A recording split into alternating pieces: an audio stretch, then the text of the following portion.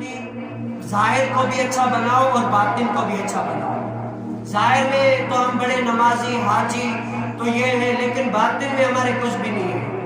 آج ہم دیکھ لیں اللہ تعالیٰ نے فرمایا فزادہم اللہ مرضا، ان کے مرض میں اور بھی اضافہ ہوتا گیا. تو آج ہم دیکھ لیں یہ تو منافقین کے لیے. آج ہم دیکھ لیں کہ ظاہری طور پر ہم نمازی ہیں، سب کچھ ہے، لیکن اندر سے ہم بالکل کھوکھلے ہو گئے، کھوکھلے، بالکل بھی کھوکھلے ہو گئے. ہم پر جو ہے نا نصیحت یہ وہ اثر نہیں کرتی. تو اللہ تعالیٰ نے کیا کیا، ان کے دلوں پر مہر لگا دی کہ جتنا بھی ان کو نصیحت کریں، واعظ کریں، جتنا بھی اللہ رسول کے احکام ان تک پہنچائیں، کہ ان کے دل جو ہے نا اب ایسے زنگ آلود ہو گئے کہ نصیحت ان کے دل کو اثر نہیں کرتی. ظاہر میں تو عبادت گزار ہے، نماز یہ ہے وہ ہے، لیکن یہ نمازی ان کی کوئی بھی کام کی نہیں ہے.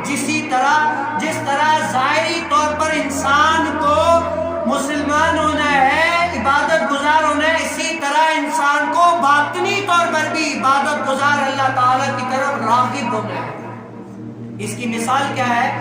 جیسے اگر آپ ڈاکٹر کے پاس جائیں، ڈاکٹر آپ کو کہے کہ بھائی آپ جو کریں شوگر کا مریض میٹھا نہ کھائے، بلڈ پریشر کا مریض پھیکا نہ کھائے، اگر کھائے گا تو اس کی کیا طبیعت خراب ہو جائے گی.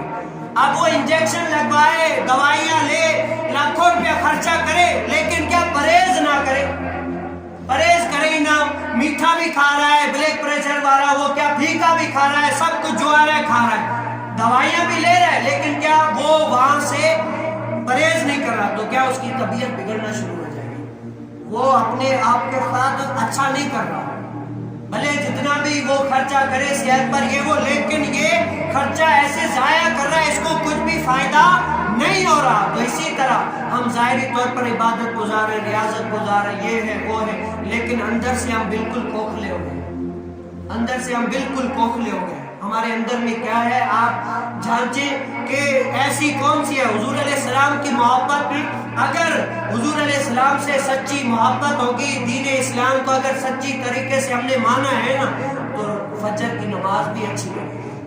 جیسے سردیوں کی راتیں ہیں، فجر کی نماز بھی اچھی لگے، بھلے جتنی بھی جو ہے نا سردی ہو، یہ ہو وہ ہو، لیکن کیا انسان کو وہ سونے دے ہی نہیں. عشق ایسا ہوگا سونے ہی نہیں دے گا، وہ اٹھ کر فجر کی نماز بھی پڑھے گا، تہجد بھی پڑھے گا، اللہ رسول کے احکامات پر عمل بھی کرے گا.